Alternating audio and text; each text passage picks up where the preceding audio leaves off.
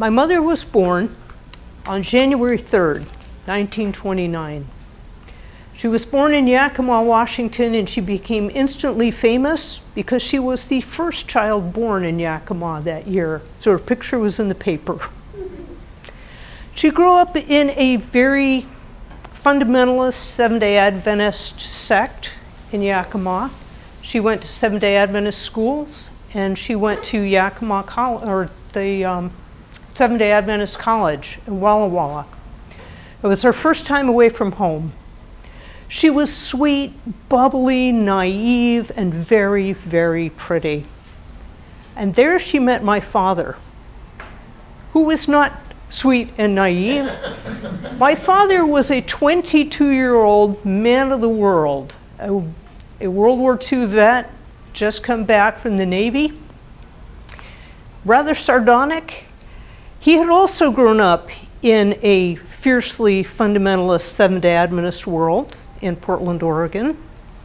And he probably would have gone to a secular college because he'd lost his faith during the Navy, but he'd never been to any school except a Seventh-day Adventist school, and he was afraid that he would not know the things that he needed to know to compete in that environment.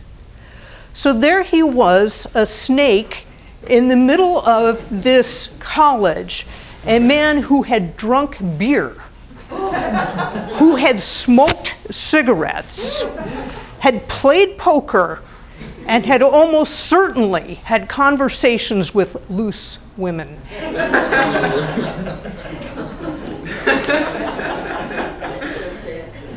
Now, in the Navy, he had met people who were non-Adventists for the first time, and much to his astonishment, their number one goal in life was not to lead him into a life of sin and degradation.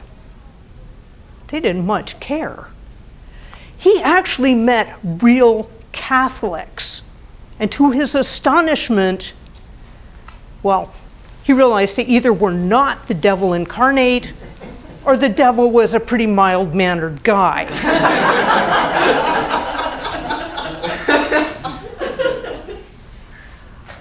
So there he was on the campus, challenging the religious professors with all kinds of questions that they could not answer, and proudly proclaiming himself to be a heathen. Shocking, rabble-rousing hellraiser. But when he saw my mother, he was taken. His heart soared. My mother, the innocent, the sweet. Well, you know how it is that innocent and sweet young women are sometimes attracted to very bad boys. Eventually, they married, much against her mother's wishes. Her mother was so angry that she told everyone in Yakima that my mother had married a nudist. My poor mother was mortified. It was years before she realized that her mother also had a reputation and nobody took her very seriously. As soon as they graduated, my father took a job in Washington, D.C. with the federal government, and they left the West Coast, never to come back. They went to Northern Virginia. They raised 3 children. I'm the oldest. I have 2 younger brothers. They made a life far away from crazy family and the church. Now, in our neighborhood, my mother was known for her ability to bake desserts. She was a home economics major in college, the first in her family to attend college, and the only one in her generation to graduate. And in college, one of the things she learned was how to bake desserts. She taught every one of her children how to make a perfect pie crust from scratch at the age of 5. We quickly progressed on to cakes, cookies, fudge, brownies, and every kind of candy you can imagine. If it's got sugar, I know how to cook it. She gave frequent dinner parties, and she always asked one of us to make the dessert. And then she let us have our moment of glory in front of the guests while they, in their sugar-induced high, were appreciative. She remembered how she felt as a kid and some of her interests.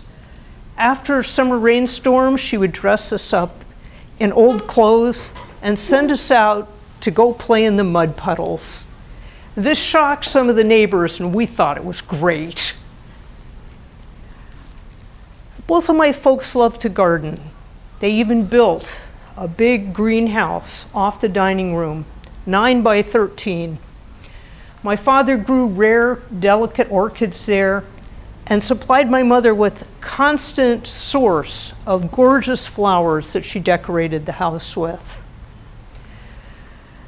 The suburban yard had peach, pear, cherry, and fig trees. We had grapevines, strawberries, roses, and rhubarb. And one time, a marijuana plant sprouted mysteriously under the grapevines. And a couple of months later, it disappeared just as mysteriously.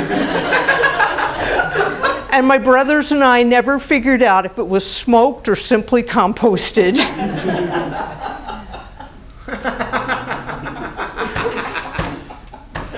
My folks put up with a whole series of pets, including fish, mice, rabbits, a cat, and a deodorized skunk named Daisy, of course, as in fresh as a daisy. And we had some great adventures with Daisy. The meter man, the guy from the utility company, used to come every month right into the house, into the basement to read the meter. And there was one time that he went down there, and we didn't have a chance to speak to him before he went down. He'd probably gotten halfway down those stairs, and then he was up and flying out the door, screaming behind him, "Lady, there's a skunk in your basement!" He was halfway down the street. Nobody was even able to explain to him, "Yeah, we know." So we laughed and laughed about that for years, remembering Daisy and her crazy things. One year, my folks tried to make beer in the basement. They got a big 15-gallon crock, and they stirred in the malt and the sugar and the hops and whatever else it is you put in beer. And it bubbles as it ferments. And it bubbled up and over the side of the crock.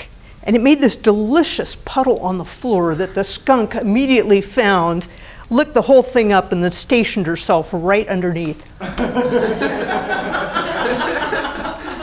Skunks do get drunk. We learned that. Like skunk. In her 50s, my mother went back to school and became a registered nurse. She found a true calling in the intensive care unit in Alexandria Hospital. She was fearless in her ability to talk about a subject that most people wouldn't touch, the subject of death. Doctors and nurses alike would come to her to go to patients and ask them about their end-of-life decisions. She was able to talk about this, and for some of her patients, she was the only person they could talk to about this. Their families would not talk to them. They couldn't deal with the subject. My father died about 10 years ago, and my mother just passed almost 2 weeks ago. I'd like to think that they are together again in their heathen heaven, surrounded by all of the plants and the animals that they love so much.